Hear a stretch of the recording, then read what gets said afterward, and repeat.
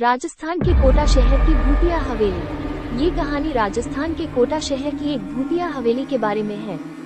ये हवेली राजा महाराजा के समय में बनाई गई थी, लेकिन पिछले 18 सालों से इस हवेली में आज तक कोई भी रहने के लिए नहीं आया है। इच्छा होने पर भी इस हवेली में कोई भी नहीं रह पा रहा था, क्योंकि लोगों का कहना था कि इस हवेली में भूत प्रेत का साया है। जब अजीत सिंह को इस हवेली के बारे में पता चला तो उसने तय किया कि वो इस रहस्य को जानकर ही रहेगा, क्यों लोग इस हवेली में नहीं रह पा रहे हैं। उसने मजबूत इच्छा शक्ति से हवेली में रहने की पूरी तैयारी कर ली। जब उसने हवेली के अंदर जाने के लिए पैर आगे बढ़ाए तो दरवाजे पे किसी अनजान व्यक्ति ने उसे रोक लिया और नजदीक जाके बोले, कौन हो आप और किधर जा रहे हो? अजीत सिंह ने जवाब देने के बजाय उसके सामने सवाल किया, जी आप कौन?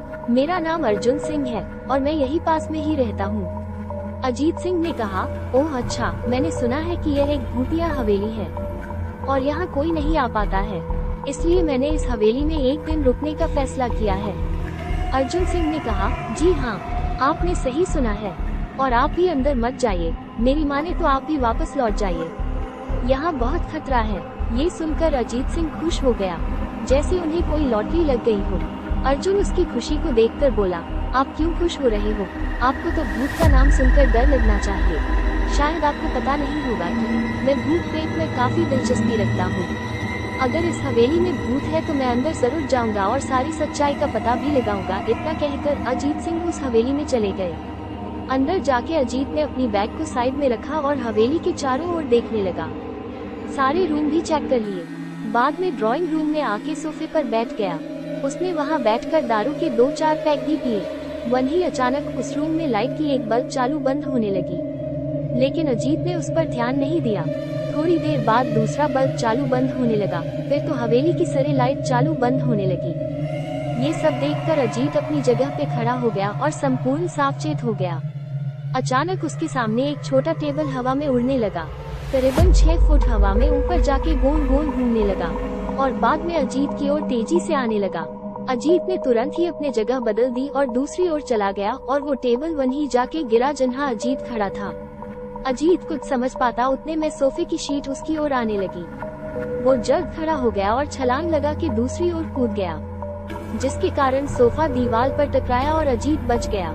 अचानक सब कुछ शांत हो गया। अजीत ने चारों ओर सतर्कता से देखा और बड़ी आवाज में बोला, तुम जो भी हो सामने आकर के बात करो। वहीं एक बड़ी परछाई उसके सामने आई। अजीत उस परछाई को देखकर बोला, कौन हो तुम और क्यों मुझे मारना चाहते हो? परछाई, तुम्हारी भूल के कारण। अजीत, मेरी भूल? मैंने कौन सी भूल की? परछाई, इस हवेली में आने की भूल।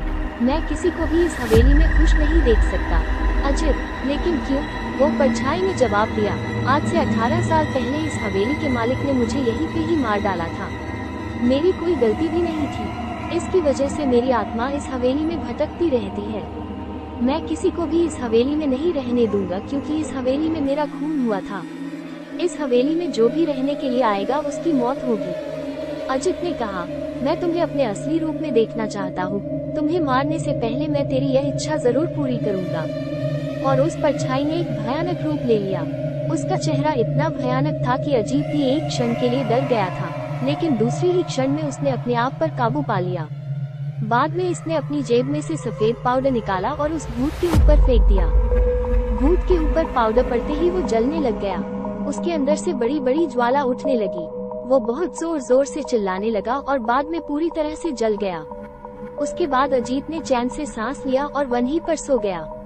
दूसरे दिन सुबह जब अजीत को सही सलामत हवेली से बाहर आते देख अर्जुन को आश्चर्य हुआ। अर्जुन ने अजीत से पूछा, तुम कैसे जिंदा हो? जब अजीत ने अर्जुन को कल रात में घटी घटना को पूरी तरह से बताया और बोला, अब ये हवेली भूतिया हवेली नहीं रही। दोस्तों, आपको ये कहानी कैसी लगी प्लीज हमें कमेंट करके जरूर बताएं।